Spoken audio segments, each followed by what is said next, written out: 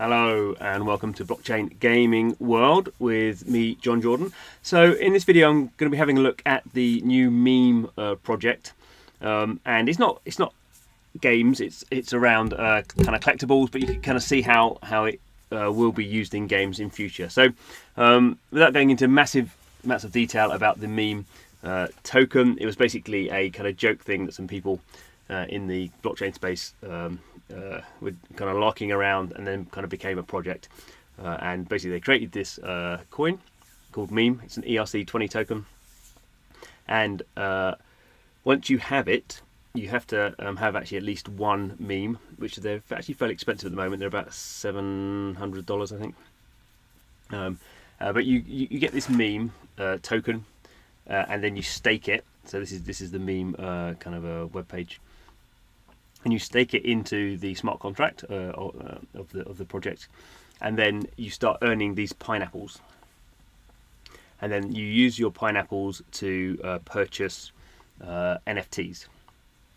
So at the moment it's like an art-based project. So basically as they kind of were larking around, having this kind of brainstorming sort of thing, they eventually kind of thought that this is what they were going to do, and then they found someone to kind of create these artworks. So like a lot of crypto things, it has very kind of crypto heavy kind of meme sort of stuff going on. So you have the kind of characters. You have Vitalik here, and CZ from Binance, and fake Satoshi, Craig Wright, and Andre Cronje from Yield, various other people. We don't have to go into all that detail. But the main kind of thing is you start earning these pineapples, and then basically you're minting these NFTs when you spend your pineapples to buy them. So you can see here the meme grail. Obviously the kind of the memeness of meme is this pineapple that they just chose, the emoji pineapple, going with the kind of food farming kind of analogies. So you can see here there are 10,000 of these in total. About 9% have been minted, and these just cost one pineapple. So at the moment I've got 2.4 pineapples. So worked out, I think, what is it? You get about, so with one meme staked, you get about one pineapple a day, roughly. I think there's a maximum. You can only stake 5 memes. So they basically put in a rule to stop whales just mining a lot of pineapples straight away.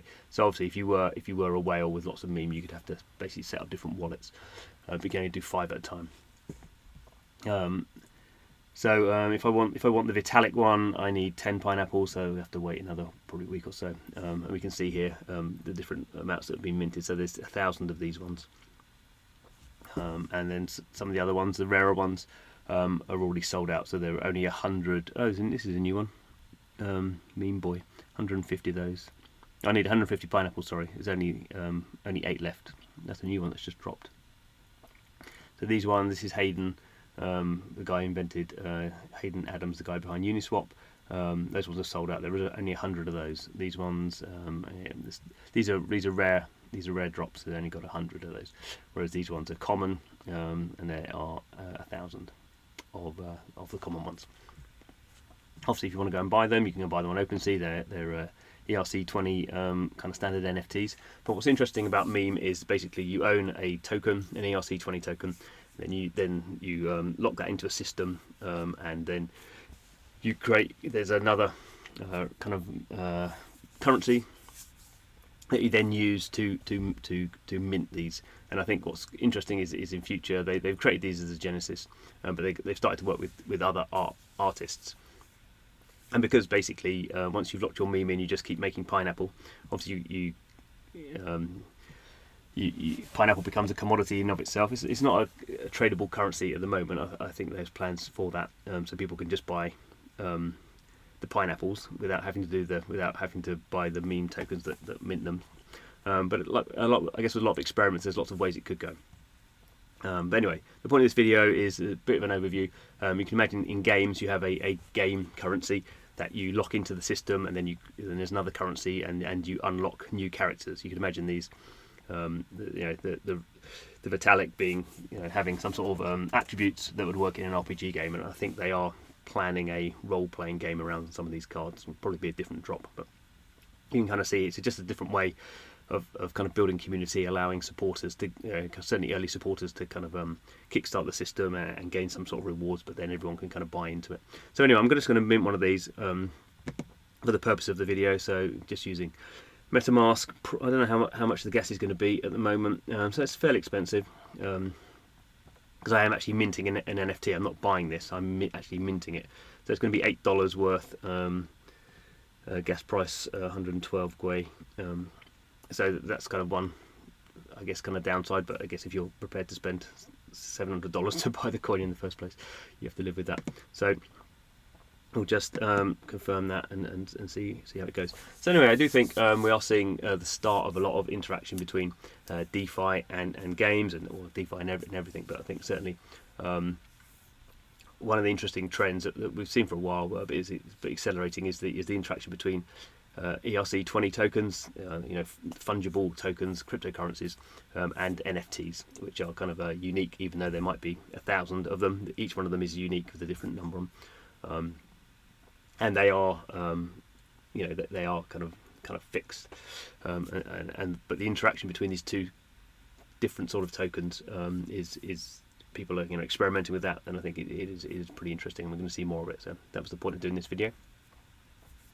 Let's just go. Okay, so it looks like we're going to have to wait a bit of time for the transaction to start. So we'll just wait for that and then come back later. Okay, so that transaction has finally gone through.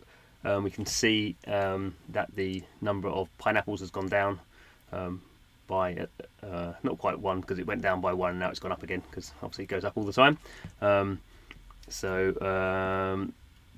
I have actually now minted one of those meme grails, so we can go and have a look at a different view. And so I'm using the Adapt Radar portfolio tracker just to look at my NFTs here, and we can see that the meme grail relic, there it is in my NFT collection. You can see all the other NFTs I've got in this particular wallet, and a rough attempt at valuing them, and go and have a look at this on Open.